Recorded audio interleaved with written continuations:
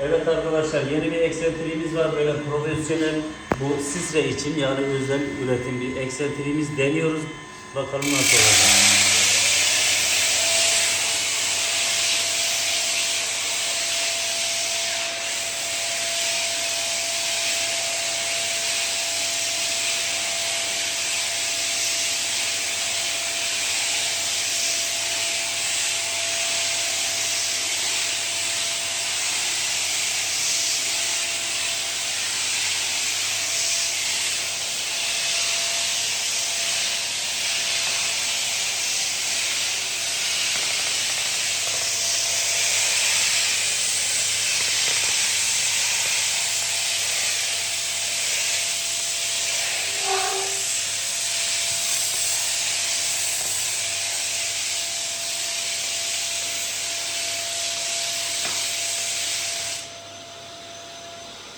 Muazzam 10 numara bir ürün.